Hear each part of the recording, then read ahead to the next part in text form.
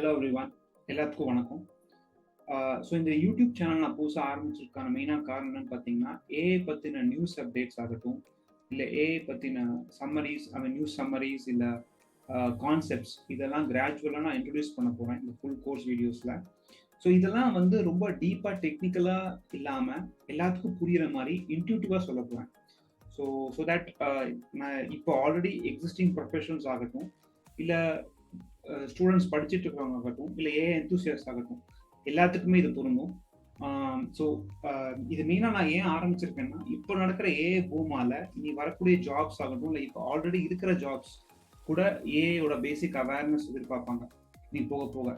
So ஆமாம், அதுக்காக தான் நான் இந்த ஃபுல் கோர்ஸ் வீடியோஸே கிரியேட் பண்ண போகிறேன். ஸோ இப்போ இன்னைக்கு நான் மெயினாக வந்து ஏஐ நியூஸ் சம்மரிஸ், அதாவது இப்போ ஆல்ரெடி நடந்த விஷயம், இப்போ நடந்துட்டு இருக்கிற விஷயம், அதை பற்றி கவர் பண்ண போகிறேன். அஃப்கோர்ஸ் கொஞ்சம் கான்செப்ட்ஸும் இருக்கும். பேசிக்காக நான் ஃபர்ஸ்ட் ஸ்டார்ட் பண்ண போகிறது பார்த்தீங்கன்னா ஏஐ சம்மந்தமான பேசிக் கான்செப்ட்ஸ் அப்படி தான் ஆரம்பிக்க போகிறேன். நீ போக போக கொஞ்சம் டீட்டெயிலாகவும் போகலாம். பட் நீங்கள் கமெண்ட் செக்ஷனில் கமெண்ட் பண்ணுங்கள். இந்த மாதிரி சப்போஸ் உங்களுக்கு ஸ்பெசிஃபிக்காக இந்த டாப்பிக்கு எனக்கு இன்னும் டீப்பாக வேணும் அப்படின்னா கூட அது கூட நான் என்னால் எவ்வளோ முடியுமோ இன்ட்யூட்டிவாக அதை நான் கிறிஸ்பாக கவர் பண்ணுறேன். ஓகே, வாங்க இப்போ யூடியூப் வீடியோக்குள்ளே போகலாம். ஸோ ஃபர்ஸ்ட் டாபிக் பார்க்க போகிறது என்னன்னு பார்த்தீங்கன்னா AI machine learning. AI of course இப்போ எல்லா இடத்துலையும் பார்த்தீங்கன்னா ஏஐயோட எம்எல் சேர்ந்துருப்பாங்க. ஸோ எம்எல்னா மெஷின் லேர்னிங். ஸோ இது ஏஐ எம்எல் அப்படின்னு சொல்லுவாங்க. இது ஏன் அப்படி சொல்கிறாங்கன்னு பார்த்தீங்கன்னா, இது ரெண்டுத்துக்குமே நிறைய ரிலேஷன்ஷிப் இருக்குது. ரெண்டுமே ஒரு ஏஐ வந்து ப்ராடர் ஃபீல்டிங். ஆக்சுவலாக பார்த்தீங்கன்னா அது கீழே வந்து மெஷின் லேர்னிங் வருது. நிறைய ஏரியாஸ் இருக்குது, பட் எம்எல் ஸ்பெசிஃபிக்காக அது கீழே வருது. ஸோ ஏஐங்கிறது ஒரு பெரிய வாஸ்ட் ஏரியா. அதில் வந்து ஏஐ மாடல் கிரியேட் பண்ணுறதுக்கு எம்எல் கான்செப்ட்ஸ் யூஸ் பண்ணுவாங்க. ஸோ மெயினாக வந்து பார்த்தீங்கன்னா அதனால தான் அது எம்எல் வந்து சேர்த்துப்பாங்க ஏஐயோட எப்பவுமே. ஸோ மிஷின் லேர்னிங் கான்செப்ட்ஸ்னால தான் இப்போ ஃபார் எக்ஸாம்பிள் லேட்டஸ்ட்டாக நிறைய பேர் சாட்ஜிபிடி யூஸ் பண்ணுவீங்க இல்லைங்களா? எல்லாருமே யூஸ் பண்ணுறோம் ஏதோ ஒரு விஷயத்தில். ஸோ அது வந்து கூட இந்த எம்எல் கான்செப்ட்ஸ் மூலமாக தான் ட்ரெயின் பண்ணியிருப்பாங்க. ஸோ அந்த கான்செப்ஷுவல் அண்டர்ஸ்டாண்டிங் அது கொண்டு வரணும்னா அந்த எம்எல் பிரின்சிபல்ஸ் அப்ளை பண்ணணும். அப்போ தான் வந்து இந்த மாடல் நல்லா அந்த மாடலோட எபிலிட்டி சூப்பராக இருக்கும். ஸோ ஓகே, இதான் பேசிக் கான்செப்ட். ஸோ ஏஐங்கிறது ப்ராடர் ஏரியா, எம்எல்ங்கிறது ஏஐ மாடல் கிரியேட் பண்ணுறதுக்கான ஒரு வழி. அவ்வளோதான். ஸோ ஓகே, அதான் இப்போ நான் சொன்ன மாதிரி நிறைய இடத்துல பூம் நடந்துட்டு இருக்கு. அதான் இங்கேயும் சொல்லப்படுது. ஓகே, அதான் சாட் போட் நான் எக்ஸாம்பிள் சொன்னேன் பார்த்தீங்களா, அதே மாதிரி ஸ்மார்ட் ஃபோன் கேமராஸ் ஆகட்டும், இல்லை சோஷியல் மீடியா கண்டென்ட் ஜென்ரேஷன்லாம் கூட ஏஐ யூஸ் பண்ணி தான் பண்ணுறாங்க. இன்ஃபேக்ட் நானே சொல்லணும்னா இப்போ நடந்து இந்த அத்தனை டெக்ஸ்ட்டும் இப்போ நான் கொண்டு ஷோ பண்ணுற அத்தனை டெக்ஸ்ட்டும் வந்து பார்த்தீங்கன்னா ஒரு ஆர்டிக்கிளோட சம்மரி தான். அது இப்போ ஆக்சுவலாக நான் ஜெனரேட்டிவ் ஏஐ யூஸ் பண்ணி தான் இதை அத்தனையும் எடுத்திருக்கேன். ஓகே, அதை பற்றி நான் டீட்டெயிலாக சொல்கிறேன் அப்புறமா.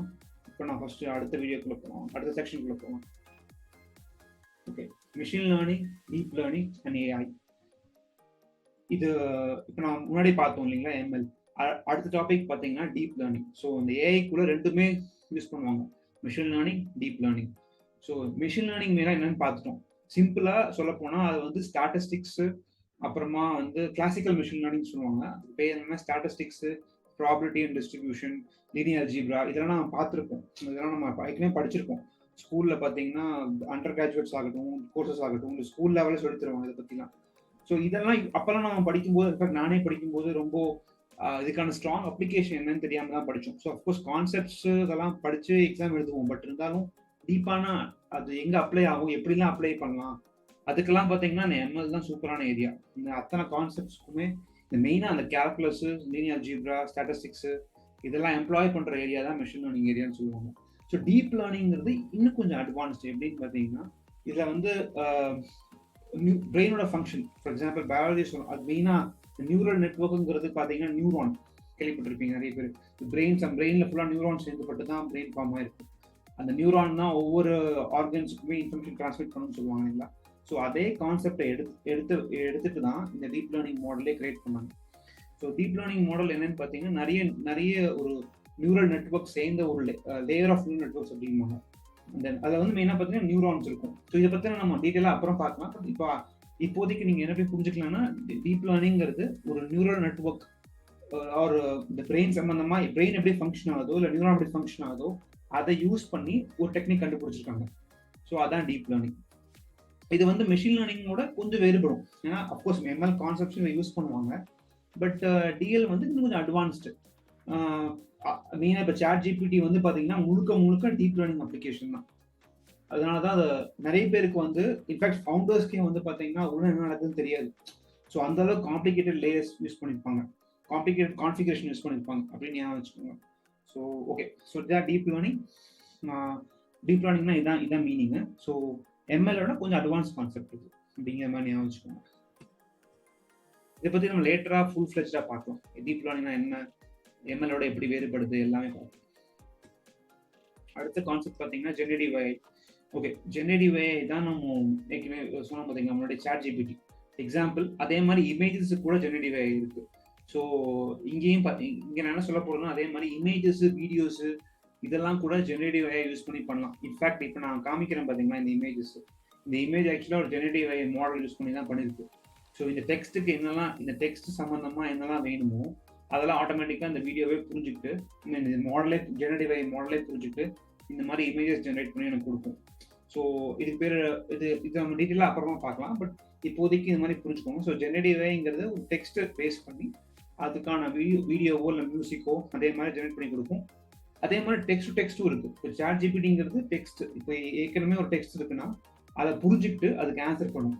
இப்போ நான் இங்கே சொல்றது என்னன்னா ஒரு டெக்ஸ்ட்டை புரிஞ்சுக்கிட்டு இமேஜ் ஜெனரேட் பண்ணி எனக்கு கொடுக்கும். ஸோ இதெல்லாம் ஜெனரேட்டிவ் ஏஐ மாடல்ஸ்க்கு எக்ஸாம்பிள். இங்கே பார்த்தீங்கன்னா அதே மாதிரி தான் இதுவும் நியூரல் நெட்வொர்க் யூஸ் பண்ணி தான் பண்ணியிருப்பாங்க. மோஸ்ட்டாக இந்த மாதிரி ரொம்ப காம்ப்ளிகேட்டட் யூஸ் கேசஸ்லாம் பார்த்தீங்கன்னா டீப் லேர்னிங் யூஸ் பண்ணி தான் பண்ணுவாங்க. ஏன்னா அதுதான் வந்து இன்ஃபேக்ட் மெஷின் லேர்னிங்கோடையே ட்ரெமெண்டஸாக அக்யூரேட்டாக இருக்கும். அது ஏன்னா அந்த மாதிரி செய்யப்பட்டிருக்கு, அந்த லேயரோட கான்ஃபிகரேஷன் அந்த மாதிரி இருக்கிறதுனால இது வந்து ஆட்டோமேட்டிக்காக லேர்னும் பண்ணிக்கும். எம்எல்ல கூட எக்ஸ்பிளிசிட்டாக நீங்கள் கற்றுத்தரணும் இந்த மாடலுக்கு. இப்போ ஒரு ஸ்டூடெண்ட்டே இருக்கான்னு வச்சுக்கோங்களேன். இப்போ எம்எல் எப்படி சொல்லலாம்னா ஒரு ஸ்டூடெண்ட்டே இருக்கான்னா அவன் வந்து பைஹார்ட் ஒரு கான்செப்டை பைஹார்ட் பண்ணலாம். அதே சமயம் ஒரு கான்செப்டா புரிஞ்சு படிக்கலாம். ரெண்டு விதமாக படிக்கலாம் இல்லைங்களா? புரிஞ்சு படிச்சா அவனால எந்த கொஸ்டின் வேணா ஆன்சர் பண்ண முடியும். அதே பைஹார்ட் பண்ணானா அவனால ஒரு குறிப்பிட்ட கொஸ்டின் தான் ஆன்சர் பண்ண முடியும். அவனுக்கு காமனான அண்டர்ஸ்டாண்டிங் இருக்காது. ஸோ அதே தான் இங்கேயும் பொருந்தும். எம்எல் ஆகட்டும் டிஎல் ஆகட்டும், இது ஒரு மாடல்னா லேர்னிங் கெப்பாசிட்டி. ஸோ இதை நீங்கள் ஓவராக ட்ரெயின் பண்ணிட்டீங்கன்னா அதால் அது மெமரைஸ் பண்ண ஆரம்பிச்சிடும் ஒரு ஸ்டேஜ்க்கு அப்புறமா. அதால் அக்யூரேட்டாக ரெஸ்பான்ஸ் தர முடியாது. அதே மாதிரி டிபேட் ஆக சான்சஸ் இருக்குது. ஸோ இது காமன் அண்டர்ஸ்டாண்டிங் கொடுக்கணும்னா நீங்கள் இது வந்து ஒரு ட்ரேட் ஆஃப் டீமாங்க. நீங்கள் ரொம்ப இன்ஃபர்மேஷன் கொடுத்து அதை கன்ஃபியூஸ் பண்ணக்கூடாது. அதே சமயம் அது புரிஞ்சுக்கிற மாதிரி இன்ஃபர்மேஷன் கொடுத்து அதை மாடரேட் பண்ணும். எல்லாத்தையும் புரிஞ்சாலுமே அது ஒரு மாதிரி ஆன்சர் பண்ணும். இல்லை ஒன்றுமே புரியாட்டி கூட தப்பாக ஆன்சர் பண்ணும். இந்த மாதிரி இல்லாமல் ஒரு பேலன்ஸ் மாதிரி கரெக்டாக புரிஞ்சுக்கிற மாதிரி ட்ரெயின் பண்ணும். அதில் தான் இந்த எம்எல் கான்செப்ட்ஸ்லாம் நிறைய உள்ள வரும். ஸோ இதெல்லாம் நம்ம கூட டீட்டெயில் அப்புறம் பார்க்கலாம். பட் இப்போதைக்கு மேலாட்டமாக ஞாபகம் வச்சுக்கோங்க. ஸோ இந்த மாதிரி ட்ரெயின் பண்ணி தான் ஜெனரேட்டிவ் ஏஐ மாடல்ஸ்லாம் இந்த மாதிரி அக்யூரேட்டாக அந்த டெக்ஸ்ட்டை கொடுத்தீங்கன்னா அதுக்கு அந்த மாதிரி இமேஜஸை கொடுக்கும். இது நிறைய இடத்துல அப்ளிகேஷன்ஸ் இருக்குது இல்லைங்களா? இது ஹெல்த் கேர் இருக்குது, என்டர்டெயின்மெண்ட்டில் இருக்குது. ஸோ நிறைய இடத்துல இது யூஸ் பண்ணிட்டு தான் இருக்காங்க, இன்னும் யூஸ் பண்ணுறாங்க, இனிமேலும் நிறைய யூஸ் ஆக போகுது. ஓகே, அடுத்த இது பார்த்தீங்கன்னா ட்ரான்ஸ்ஃபர் லேர்னிங் அப்படிமா. இது ரொம்பவே இம்பார்ட்டன்ட் கான்செப்டுங்க. இப்போ ML DL transfer learning. Transfer learning என்னன்னு பார்த்தீங்கன்னா இதுவும் வந்து ஒரு டிஎல்ல தான் மெயினாக பொருந்தும். டீப் லேர்னிங் அப்ளிகேஷன்ஸ்க்கு தான் மெயினாக பொருந்தும். இது என்னன்னா இப்போ வந்து நான் ஒரு விஷயம் கற்றுக்கிறேன் அப்படிங்கும்போது இப்போ நான் சிம்பிளாக சொல்லணும்னா நான் ஒரு விஷயம் கற்றுக்கிறேன். அதே மாதிரி அது மாடலுக்கு நான் அப்புறமா கோரேட் பண்ணிக்கோங்க. பட் நான் எக்ஸாம்பிள் சொல்லணும்னா ஒரு சிம்பிளான ஒரு விஷயம் கற்றுக்கிறேன்.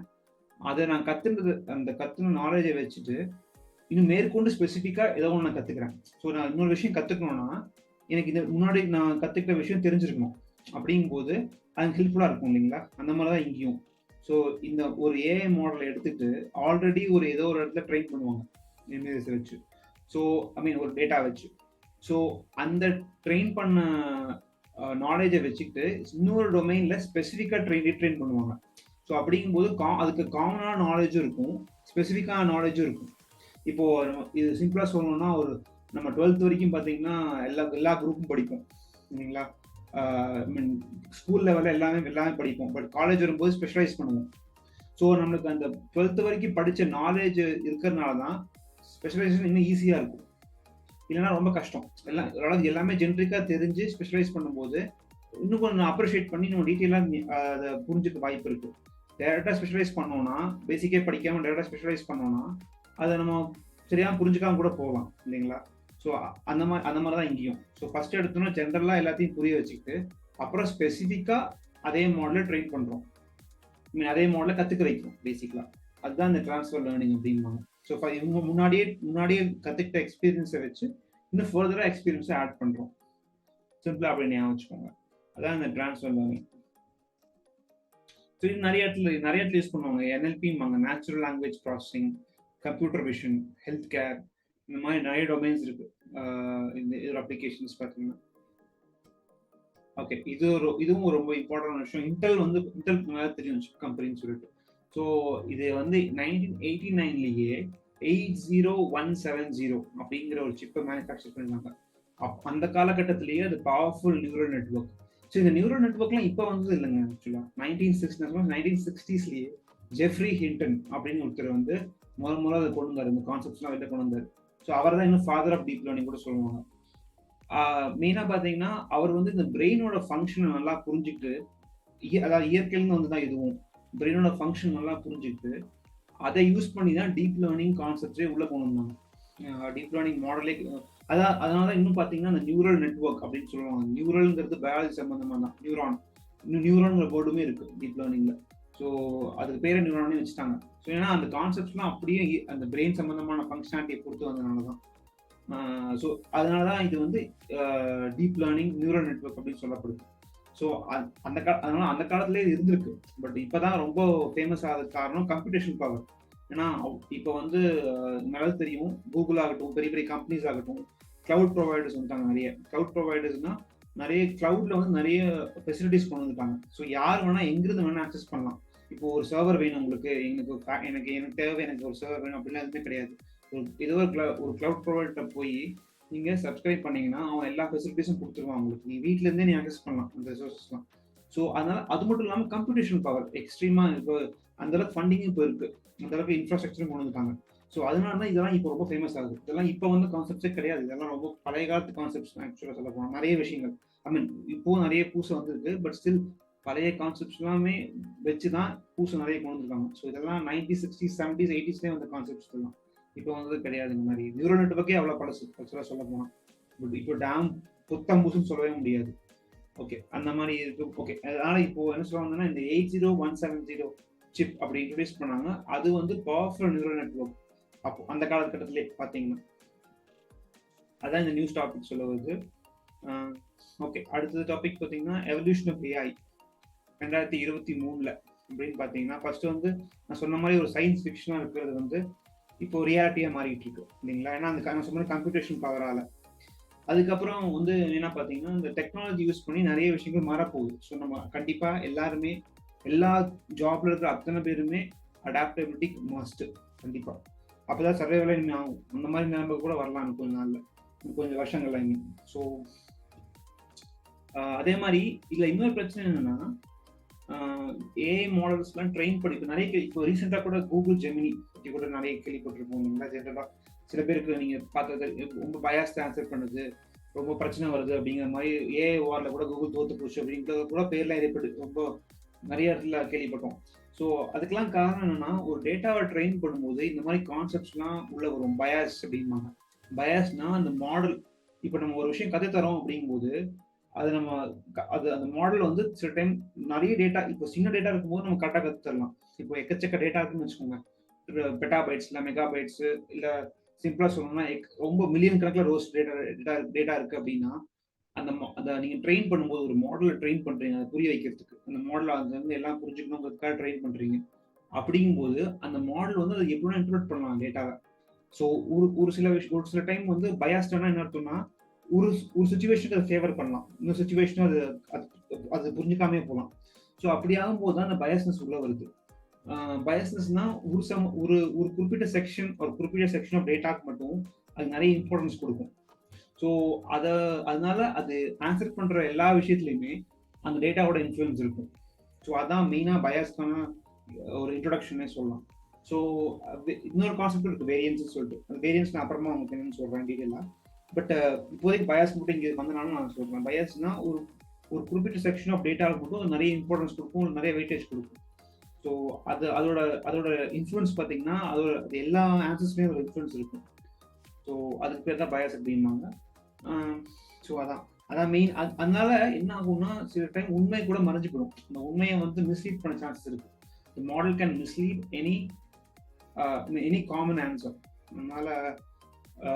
அதனால இது ரொம்ப முக்கியமான விஷயம், இந்த பயாஸ் அண்ட் வேரியன்ஸ் அப்படிங்கிறது.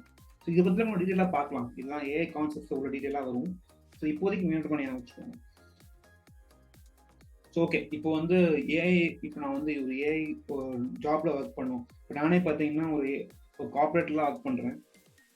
ஒரு ஏஐ இன்ஜினியராக இருக்கேன். ஸோ 6 இயர்ஸாக ஏஐ இன்ஜினியராக இருக்கேன். இப்போ மெயினாக பார்த்தீங்கன்னா ஒரு ஏஐ எக்ஸ்பர்ட் ஆகணும் அப்படின்னு என்னன்னு பார்த்தீங்கன்னா, மெயினாக வந்து பேசிக்ஸ் ஆஃப் கண்டிப்பாக ப்ரோக்ராமிங் மஸ்ட்டுங்க. ஏன்னா computer science concepts. So programming கண்டிப்பாக ஏதோ ஒரு language, but Python is mostly preferred. Python தெரிஞ்சிருந்தா ப்ளஸ். ஏன்னா எல்லா மாடல்ஸும் எல்லாம் இது வரைக்கும் வந்து அத்தனை டெவலப்மெண்ட்ஸுமே மெயினாக பார்த்தீங்கன்னா பைத்தானில் எக்ஸ்டென்சிவ் சப்போர்ட் இருக்கு. ஜாவா அதெல்லாம் ஸ்கேலாக அடுத்து தான் நிறைய அதில் கூட இருக்கு. பட் மெயினாக பார்த்தீங்கன்னா பைத்தானில் தான். So programming must. அப்புறம் ஸ்டாட்டிஸ்டிக்ஸ், நான் சொன்ன மாதிரி ஸ்டாட்டிஸ்டிக்ஸ், மேத்தமெட்டிக்ஸ். நம்ம எக்ஸ்ட்ரா இப்போ ஸ்கூல் படிக்கிறவங்க கூட இந்த கான்செப்ட்ஸ்லாம் படித்து இதெல்லாம் நீங்கள் புரிஞ்சுக்கிட்டீங்கன்னா இப்போவே உங்களால் கோரேட் பண்ண முடியும். நான் அண்டர் கிராஜுவேட்டோடைய ஸ்கூல் எஜுகேஷன் ரொம்ப முக்கியங்க. இதுக்கு நான் ஃப்ராங்காகவே சொல்கிறேன். ஸ்டாட்டிஸ்டிக்ஸு, லீனியர் அல்ஜீப்ரா, கேல்குலஸ் தெரிஞ்சாலே இங்கே பாதி டன் 70-75% கிராஸ் பண்ணிட்டீங்க ஓஷனை. மிச்சம் இருக்கிறது ரொம்ப கம்மி தான் கான்செப்ட்ஸ்லாம். ஏன்னா இதை சுற்றி தான் எல்லாமே வரும். நான் உங்களுக்கு பின்னாடி சொல்ல போகிறது கூட அஃப்கோர்ஸ் நான் டீட்டெயிலாக ஃபார்முலாவாக அப்படி போட்டு உங்களை போர் அடிக்க மாட்டேன். பட் இன்ட்யூட்டிவாக சொல்ல போனேன் இதுக்கு என்ன மீனிங்கு, ஒவ்வொரு ஏஐ கான்செப்டும் ஒவ்வொரு மாடல் கான்செப்ட்ஸ் கூட நான் என்னால் எவ்வளோ முடியுமோ அது கவர் இன்ட்யூட்டிவ்லி. ஸோ மெயினாக சொல்ல வந்தேன்னா இந்த ஸ்டாட்டிஸ்டிக்ஸு, லீனியர் அல்ஜீப்ரா ரொம்ப இம்பார்ட்டன்ட்டு. அப்புறமா வந்து பார்த்தீங்கன்னா எம்எல்டிஎல் தான் என்னன்னு தெரிஞ்சிருக்கணும். அப்புறம் ஹேண்ட்ஸ் ஆன் ப்ராஜெக்ட்ஸ் நிறைய இருக்குங்க. இப்போ கேகல் டேட்டா செட் சொல்லுவாங்க. கேகல் ரொம்ப ஃபேமஸ், அந்த காலத்தில் சொல்லப்பட்டிருக்கு, இப்பவும் கூட. பட் நிறைய வந்துச்சு ஓப்பன் சோர்ஸ் டேட்டா செட் ஆக்சுவலாக. ஸோ நீங்கள் எதையோ ஒன்று எடுத்து ப்ராக்டிஸ் பண்ணி ஃபஸ்ட்டு ப்ராக்டிஸ் பண்ண ஆரம்பிங்க ஏஐ கான்செப்ட்ஸ். இப்போ ஆல்ரெடி நான் சொல்கிறது, இப்போ காலேஜ் படிக்கிறாங்களா, கம்ப்யூட்டர் சயின்ஸ் படிக்கிறாங்களா இருக்கட்டும், இல்லை எந்த டொமைன் படிக்கிறாங்களா இருக்கும். ஸோ இப்போ எல்லாத்துலேயுமே ஏஐ இன்ஃப்ளூயன்ஸ் இருக்க போகுது. ஸோ அதனால ஒரு சிம்பிள் கான்செப்டாக பைத்தான் கற்றுக்கிறது கஷ்டம் இல்லைங்க, ஈஸி தான் ஆக்சுவலாக. இப்போ பைத்தானை சூஸ் பண்ணிட்டு ஏதோ ஒரு சிம்பிள் யூஸ் கேஸ் எடுத்து இதை ஸ்டார்ட் பண்ண ஆரம்பிங்க. அப்படி நான் இப்போ நிறைய ஃப்ரேம்ஒர்க் வந்துருச்சு. இப்போ டென்சர்ஃப்ளோ அப்படின்னு சொல்லப்படுற ஒரு ஃப்ரேம்ஒர்க் கூட நான் சொன்ன பார்த்தீங்கன்னா முன்னாடியே ஜெஃப்ரி ஹிண்டன் அவங்கெல்லாம் சேர்ந்துலாம் தான் இது உருவாக்குறாங்க ஆக்சுவலாக கூகுளில் வந்து. அப்புறம் பப்ளிக்காக கொடுத்தாங்க. ஸோ இந்த மாதிரி டூல்ஸ் தான் டீப் லேர்னிங் நிறைய யூஸ் பண்ணுவாங்க. டென்சர்ஃப்ளோ, பைடார்ச் அப்படின்னு யூஸ் பண்ணுவாங்க. அஃப்கோர்ஸ் நான் கோடிங் செக்ஷன்லாம் சப்போஸ் உங்களுக்கு வேணும் அப்படின்னு சொன்னீங்கன்னா மட்டும் கடைசியாக கவர் பண்ணுறேன். பட் இல்லைன்னா இது இப்போ நான் மெயினாக வந்து ஃபர்ஸ்ட் ஸ்டார்டிங் கொஞ்ச நாளைக்கு வந்து இன்ட்யூட்டிவாக அண்டர்ஸ்டாண்டிபிலிட்டி பெர்ஸ்பெக்டிவாக பார்க்கலாம். இன்ட்ரெஸ்டிங்காக இருக்கும்னு நினைக்கிறேன். ஓகே, அடுத்தது வந்து ஆமாம், ஏஐ வந்து நிறைய சீக்கிரமாக அப்டேட் ஆகிற ஒரு ஃபீல்டு. ஸோ அதில் வந்து ஒவ்வொரு நாளைக்குமே ஏதோ ஒரு விஷயம் நடந்துகிட்டு தான் இருக்குது. ரொம்ப ஃபாஸ்ட்டாகவும் நடக்கும். திடீர்னு எல்லாமே மாறிடும். ஒரு ஃபண்டமெண்டல் கான்செப்ட் கூட திடீர்னு மாறலாம். ஸோ அந்த மாதிரி ஒரு ஃபீல்டு இருக்குது. ஸோ அதனால் கண்டினியூஸாக நீங்கள் அதை அப்டேட் பண்ணி வச்சுக்கிறது முக்கியம். எஸ்பெஷலி ஏஐ ஃபீல்டில் ஒர்க் பண்ணுறவங்க அத்தனை பேருக்கு சொல்லுங்கள்.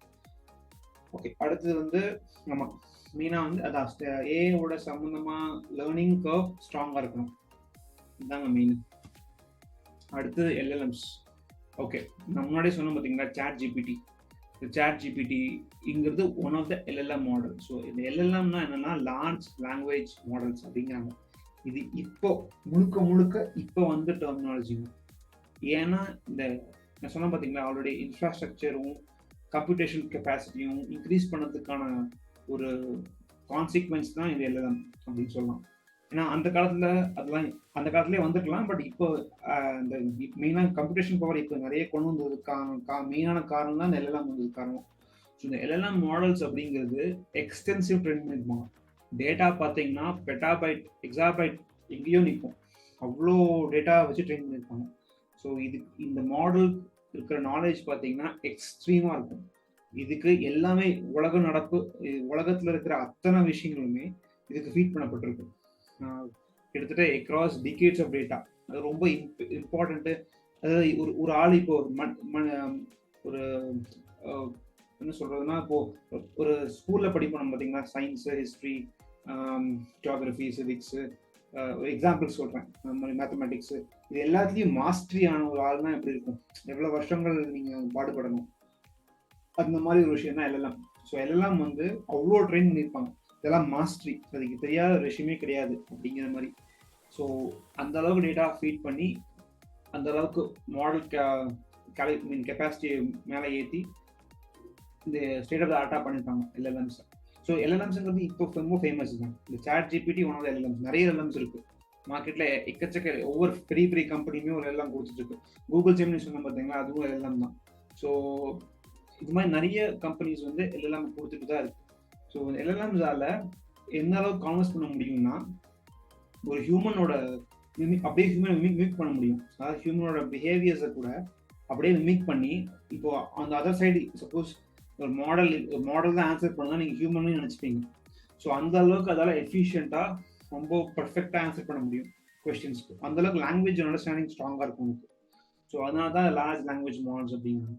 நான் சொன்ன மாதிரி பார்த்தீங்கன்னா மேசிவ் டேட்டா செட்ஸ் வச்சு ட்ரெயின் பண்ணியிருப்பாங்க. கொஸ்டின் ஆன்சரிங், அதாவது கொஸ்டின் ஆன்சரிங், கண்டென்ட் கிரியேஷன்லாம் கூட யூஸ் பண்ணுறாங்க. இப்போ சாட் ஜிபிடி நம்ம யூஸ் பண்ணியிருக்கோம் கண்டென்ட் கிரியேஷன். இன்ஃபேக்ட் நான் சொன்ன பார்த்தீங்கன்னா இந்த மாதிரி இந்த கார்பஸ் ஆஃப் இப்போ நான் ஒவ்வொரு பாயிண்ட்டாக வருது பார்த்தீங்களா இங்கே, இதெல்லாம் கூட நான் ஜெனரேட்டிவ் யூஸ் பண்ணி தான் பண்ணுறேன். ஆக்சுவலாக ஒரு பெரிய கார்பஸ் ஆஃப் டெக்ஸ்ட் எடுத்துகிட்டு இந்த மாதிரி பாயிண்ட் வைஸாக கொடுனா அப்படியே கொடுத்துருவோம். ஸோ அதுவும் சீக்வென்ஷியலாக கரெக்டாகவும் கொடுக்கும். ஸோ இதெல்லாம் கூட நம்ம அப்புறம் பார்க்கலாம் எப்படி பண்ணுறோம் என்னன்றோம். பட் அஸ் ஆஃப் நோ நீங்கள் இப்படி ஞாபகம் வச்சுக்கோங்க, எல்லாம்ங்கிறது இருக்கிறதுலே இப்போ state of the art. So அதால் அதோட லாங்குவேஜ் அண்டர்ஸ்டாண்டிங் அவ்வளோ பர்ஃபெக்டாக இருக்கும். ஸோ எனி கொஸ்டினை கூட அதால் கரெக்டாக அனலைஸ் பண்ணி ஆன்சர் பண்ண முடியும் ஹியூமன் மாதிரி. ஹியூமனோட மேலே ஒரு ஹியூமன் எக்ஸ்பர்ட் மாதிரின்னு வச்சுக்கோங்க இந்த ஃபீல்ட்லையுமே.